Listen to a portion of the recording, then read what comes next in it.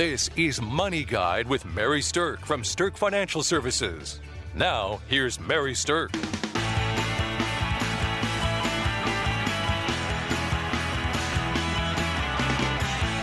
Welcome to Money Guide with Mary Sterk, and today we're talking about the top 4 things to know when your company closes its doors.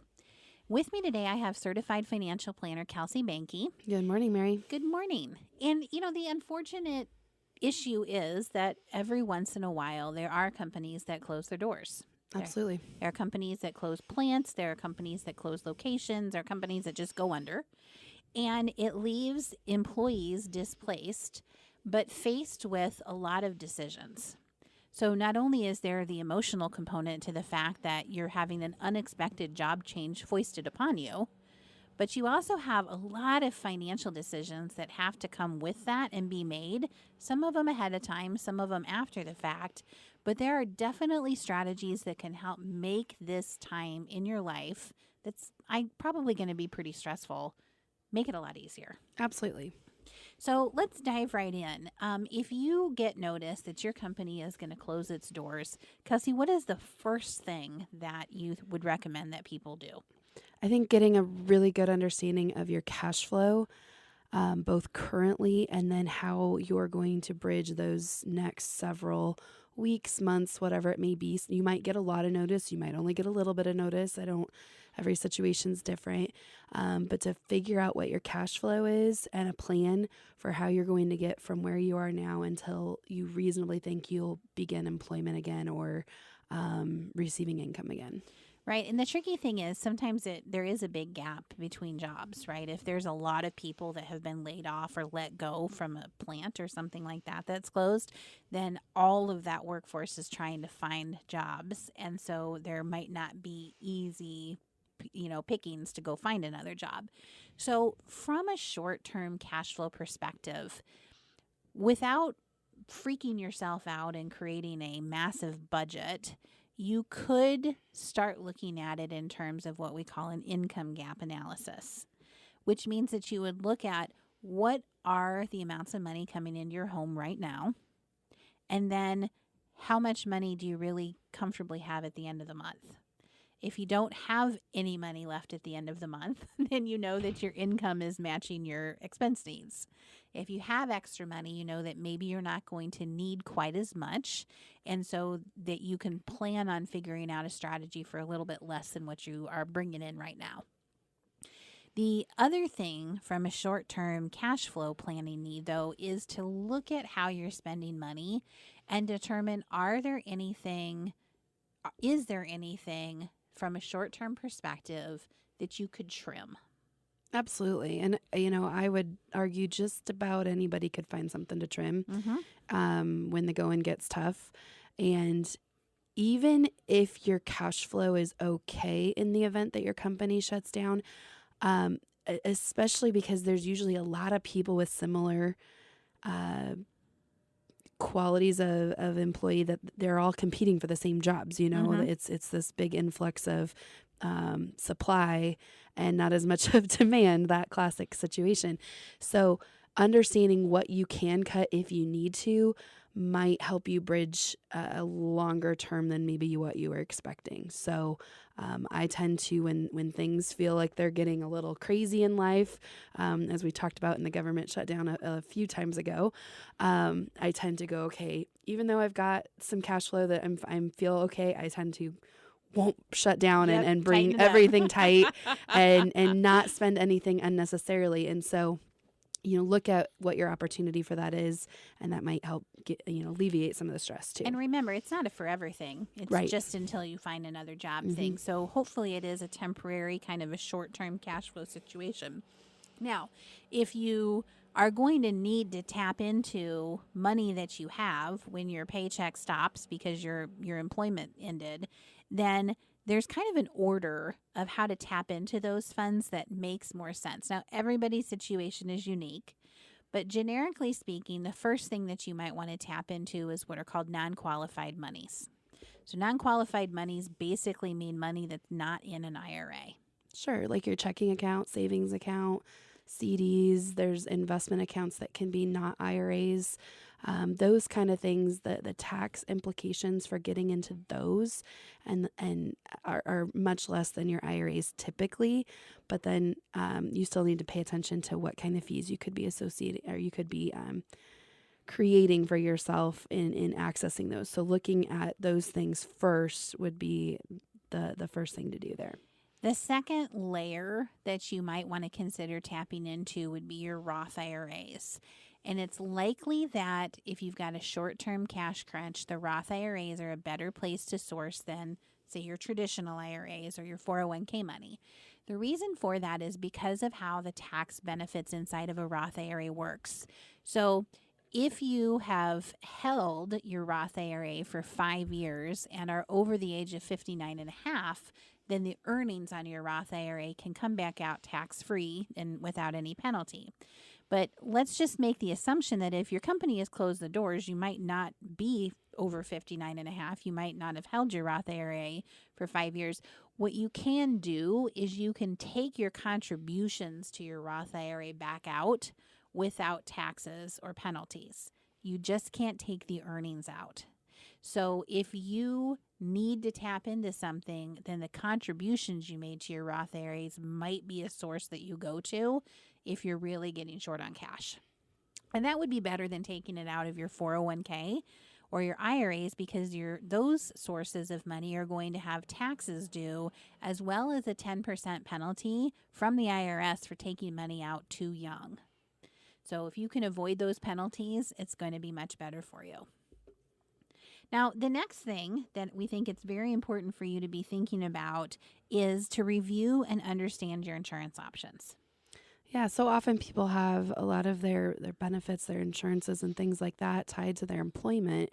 And if your employment is unexpectedly ending, it's important to understand how does that affect your insurance and other benefits, and what are your options moving forward. Mm-hmm. Now, some companies, depending on their size, are going to offer a program called state continuation. Some companies are going to offer a program called COBRA.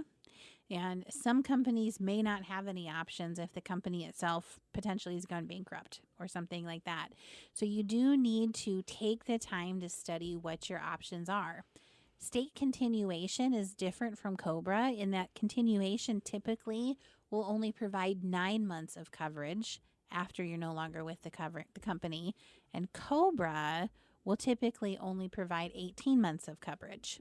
Now, there's lots of different rules about continuation and COBRA, and many of them have to do with the size of your company as to which benefit they would actually be offering. But your best plan is to go talk to somebody in your HR department, get the information for what happens with you and your family's health insurance once the company closes its doors, so you can make a plan. Not only are you going to have to know how much it's going to cost you to stay on the coverage, you need to understand what your exposure is from a deductible standpoint or from a doctor office copay standpoint and things like that, so you can factor that into your planning while you're in between jobs. Yeah, insurance, as expensive as it can be when you're looking at your health insurance, especially if you have to pay more of it out of pocket, a severe event can be way beyond that. So Right. it's crucial to understand where your insurance is going to land once the company does close its doors, because that's, we insure against that because the cost of an event happening is just, it's huge. I've taken my son to the doctor for various different things and things you wouldn't think are that big of a deal. And it's amazing when you look at the bill of what that costs and what the insurance company's paying for. And if you don't have that coverage Yeah. and you have to pay that out of pocket, it can take something that's bad, like you losing your job, to a company closing, and just magnify that to no end by having to pay those out of pocket. My son was in a car accident a little over a year ago and hit the emergency room and had a CAT scan done and a bunch of other tests and things like that, and then went home. A few days later, really wasn't feeling well, so went back again and had some more tests done. And altogether, the amount that the insurance covered was over $60,000. So had he not had good health insurance, he would be a young person that has a $60,000 medical bill. And that's just something that's insurmountable for most people to ever really get out from under. Yeah. So it's important to have coverage. Yeah, and the monthly insurance benefit doesn't seem as bad when you're looking at what it could be. Exactly. It's still a lot, don't get me wrong, but compared to $60,000 out of pocket, yeah.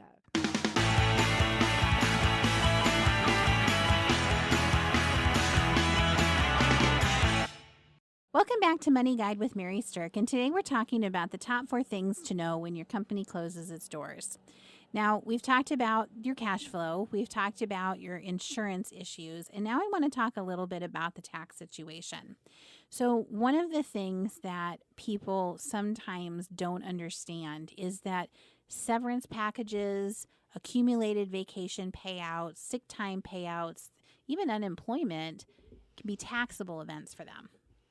So if you are fortunate enough to get some type of severance package, understand that there is going to be a tax bite out of that, and you have to make sure you know that and you know how much you're going to owe on the taxes. Yeah, a lot of times when companies close, I mean, it's all handled differently. They could just close and, you're on your own. And sometimes they have anticipated this and calculated this, and the company is going to keep going, just not in your location. And then there's sometimes things that come out of that can help the employees bridge that gap until they find their next employment, or give, help with part of it. And so if you're looking at a severance package, or if they're going to pay out for your sick time and vacation time, things like that, don't enter that blindly. Make sure you do some research, or you talk with a professional to understand both how that's going to help you and how to make that work for you in the short term, but also what the long-term tax implications could be. Now, we can't really stress enough that talking to an accountant might be a smart move for you during this time. If you are fortunate to get some type of lump sum severance payout, you want to have a conversation with an accountant to find out if any of the taxes that were withheld are going to be enough. Sometimes it is a high enough percentage, and sometimes it's not, and you're going to want to set aside some cash to cover your tax obligations for that. The other thing is, if you don't have some type of lump sum helping you out and you end up finding yourself on unemployment, you need to talk to your tax preparer about how your unemployment is going to be taxed. If it's going to be taxed and they're not going to withhold anything, you could wind up with a very nasty surprise at the end of the year where you owe a bunch of money and you might not even be realizing it. Absolutely. So just understand that those could be things that you have to conquer, and work with somebody to make sure you know it ahead of time instead of getting the surprise and having to scramble. Now, the fourth and final main thing that we think you should know when your company closes its doors is you're going to need to make a decision on your company's retirement plan, what to do with that. So, first of all, everybody has, generally speaking, the same options. So there's some standard options that people can do with their retirement or account. What I do want to say, though, is that without going into those options just yet, it could be something that if you're at the right stage in life, it could be something that the company closing could create an environment where maybe you can retire early. So if you're approaching that retirement age and you're thinking about retiring early, then this could be an opportunity for you.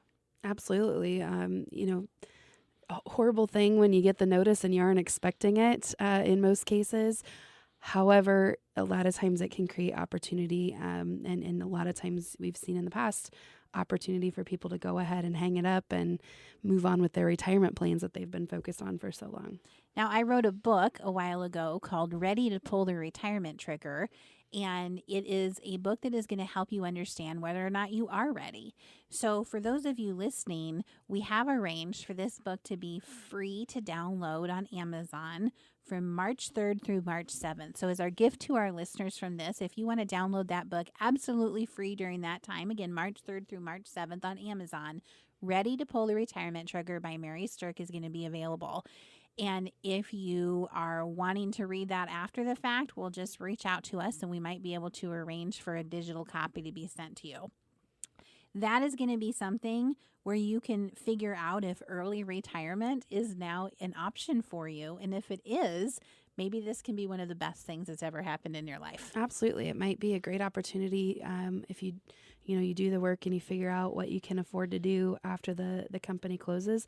Might be that chance for you to reinvent yourself and go the direction that you've been thinking about for a while. And this is just the shove you needed. So, okay, so back to those options that people have. So generally speaking, when someone leaves an employer, there's 4 basic options that you can do with your retirement account. Most of the time, you can, number 1, leave it there with the company. Number 2, roll it to another company. Number 3, cash it out. Or number 4, roll it to some type of IRA. So we're going to talk a little bit about all 4 of those options. Now, hear me saying that there is not necessarily one best option for everybody. It's completely situational. And some of it depends on what's happening with your company. Some of it depends on what your other financial status is. And some of it depends on your age. absolutely. And it's important to evaluate those 4, truly understand the pros and cons of each direction. And with that knowledge and information, then you can make a good educated decision that will likely work for you and help you in the future. So that first one was you could leave it with your current company's plan. Well, if your current company is closing its doors and going out of business, you might not have that opportunity because eventually then the plan itself is going to close and you'll have to make a decision about what to do. Sometimes when plans close, it puts a freeze on the money for a while. So if you are going to want to utilize one of the other options, you might want to consider doing it shortly after you leave rather than waiting too long and getting involved in a plan that is kind of frozen before the plan terminates. Now, the other piece of that, though, is a lot of times people don't want to leave their retirement money in a plan with a company that just let them go. It's kind of an emotional piece of baggage there. I'm like, why would I want to keep my money in their plan? So that can be the downside of doing that. All plans have some type of internal expense features in them. And all plans have a required disclosure that they have to provide to employees. Now, many times you go find it online. So if you can go into your online portal to look at your retirement account, you can find the fee disclosure. But all plans have some type of internal expense factors. And one of the key things that you're going to want to investigate or work with a financial advisor to investigate is what are the expenses in that plan? And does it make sense for you to leave the money in that plan? The second option would be is if you do get a new job, you potentially could roll the money from your old plan to your new plan. One benefit of that is consolidation. If it's similar type money, having multiple accounts, especially one with an old employer, and you can forget those passwords and all that stuff, and pretty soon it's out of sight, out of mind. So a benefit of consolidating is simply not having to track as many accounts. There are cons to that decision as well, but like we've said many times, every plan's a little different. So the pros and cons of even the individual plans are unique, and it requires some evaluation. So the cons of consolidating it into a new employer's plan, though, is that the new employer's plan may not have all of the same money types. So inside of a 401k plan, you can have a pre-tax bucket of money. Some plans allow a Roth bucket of money. Some plans allow an after-tax bucket of money. And if your new plan with your new employer doesn't have the same buckets available that your old plan did, you can sometimes run into some tricky factors when rolling it over with tax situations and quirky money type issues and things getting forced out when you didn't expect them to. So that's something you have to look into before you actually make the decision just to move it to the new plan. Okay, the third option that we talked about was cashing the money out. So if you cash the money out, what's the first thing, Kelsey, that you need to know? You're going to pay taxes and potentially fees. Lots of taxes, because all of the money coming out of a 401k and the traditional side of it is going to be taxable. And if you take a big bunch of money out of your 401k and pay taxes on it, it might even flip you into a higher tax bracket. And this one you need to be especially careful of if your company's closing and you are getting severance packages or anything like that, or unemployment. I mean, all those things we talked about earlier that have tax consequences to them potentially. If you compound on top of that, taking out your 401k, now you could be in an extremely crazy tax situation. So proceed with caution there. I'm not saying it doesn't make sense for you. Everybody's different, but proceed with caution. It can get very expensive from the IRS if you have to pay taxes.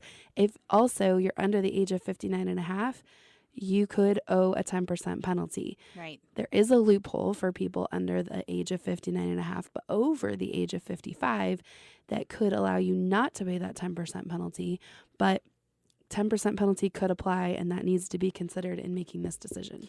So let's talk a little bit about that loophole, because it's a very interesting loophole. If you separate from service when you're 55 or older, but before the age of 59 and a half, you actually can withdraw money from your 401k without that IRS penalty. And many people don't know that that's a loophole. But the tricky part of it is it has to come out of the 401k. If you roll the money to an IRA, that loophole closes. You no longer can do that. So the fourth and final option is you could roll that retirement plan to an IRA. The IRA is going to have a lot more of a broad choice of investment options, and it can be custom tailored to your own financial planning. So there can be a lot of very, very clear benefits to rolling it over to an IRA. But you have to talk with an advisor to understand the difference in expenses, the difference in fees, and make sure it's something that is going to work well for you. So if you are thinking about handling that retirement account, we highly encourage you to reach out to one of our advisors at any of our locations. We work with clients all over the United States, so location is not important. You can reach out and contact us and visit with one of our advisors, because making this decision is incredibly important. In fact, it's so important that if your company has closed its doors, then we would be happy to visit with you and do an analysis of your 401k options at no charge to help you understand what's the best option for you and make sure that you don't miss any potential loopholes that are available for you when making this decision. So thanks for listening to Money Guide with Mary Sterk. We hope this has given you some insight into the top 4 things you need to know when your company closes its doors, and we'll talk to you next time. The views expressed are not necessarily the opinion of your audio provider and should not be construed directly or indirectly as an offer to buy or sell any securities or services mentioned herein. Investing is subject to risks, including loss of principal invested. Past performance is not a guarantee of future results. No strategy can assure a profit nor protect against loss. Please note that individual situations can vary. Therefore, the information should only be relied upon when coordinated with individual professional advice. Securities and investment advisory services are offered through Woodbury Financial Services, Inc., member FINRA, SIPC. Insurance offered through Sterk Financial Services, which is not affiliated with Woodbury Financial. Sterk Financial Services is located at 350 Oak Tree Lane, Suite 150, Dakota Dunes, South Dakota 57049, and can be reached at 605-217-3555.